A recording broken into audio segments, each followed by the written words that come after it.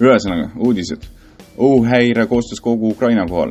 Plahvatus Krasnodaris. Põhjus, mehitamata aparaadi allakukkumine. Õhutõrjesüsteem aktiveerus Rostovi oblastis. Zelenski teatas rünnakust haigla pihta Dnepropetrovskis. Medvedjev, mingit läbirääkimisi Zelenskiga ei tule. Erioperatsioon võib venida aastakümneteks. On võimalikud 3 Ukraina tükeldamise stsenaariumid. Kindral Milli, Ukraina võimi vahetu jõuga. Sõda tuleb pikk ja verine. Ukraina sõjaväeluure juhi asetäitja Skripski intervjuus De Veldile. Putin on likvideeritavate nimekirjas. Rünnakud on võimalikud Rostovist Krimmini.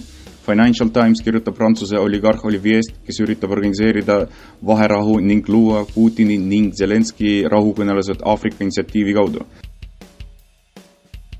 Pentagoni pealik Austin Rammsteinis. Peamine ülesanne on Ukraina õhuruumi kaitsmine. USA välisministeerium peale teadet tuumarelvade saatmisest Valgevenesse ei ole alus tuumajõudude valmisoleku suurendamiseks. Välisministeeriumi juhataja asetäitja Rybkov, Venemaa ei plaani tuumarelvade kasutamist erioperatsioonis. USA saatkond sai protesti peale Sullivani väljaütlemisi Venemaa territooriumi ründamise kohta.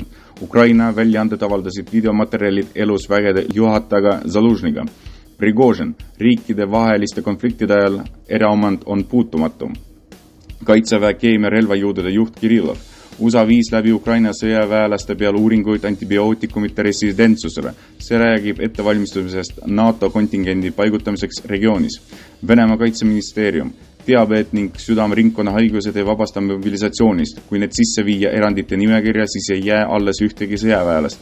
Valmistatakse ette seadusmuudatusprojekt, mis keelab soo vahetamist nii kirurgilisel kui ka keemilisel teel.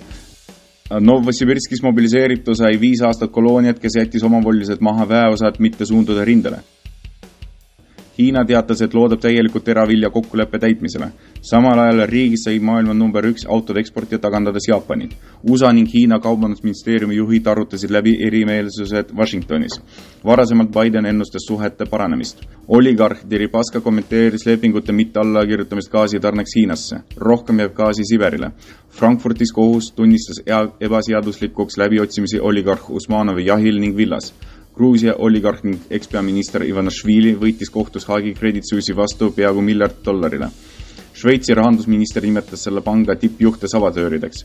Venemaa pankade kasumi esimeses kvartalis peaaegu 900 miljonit rublat. See on 1,5 korda rohkem kui aastal 2021. Raudtee mahud suurenesid aprillis 20% võrra, peamiselt Aasia suundade tõttu. Iisraeli armee staabiülem Halevi hoiatas ette võimalikust sõjast Iraaniga. Sel nädalal Iraan katsetas ballistilist raketti, millega võib rünnata Tel Avivi. Kosovo Serbia poolses osas asusid linnapea ametisse valitud albaanlased vaatamata elanikkonna boikotile. Serbia natsionalistid lubavad 1. juunist proteste.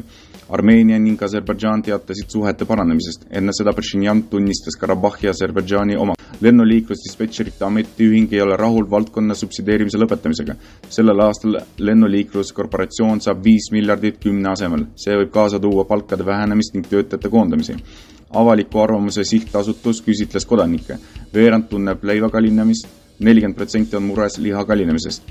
Riigiduumas pakutakse välja keelu võlgade sissenõudmisel sugulastelt kliendi surma puhul. Võla peaksid kinni maksma kindlustusfirmad.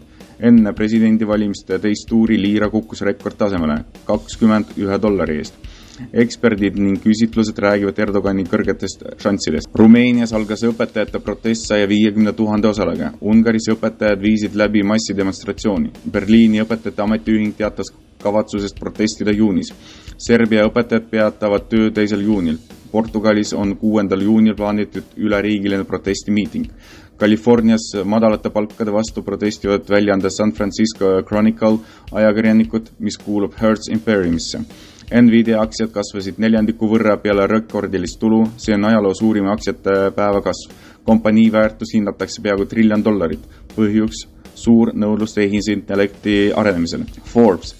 Aastal 2025 võrgu kvaliteet halveneb, algab sageduslik põud, see tuleneb valdkonna raportist.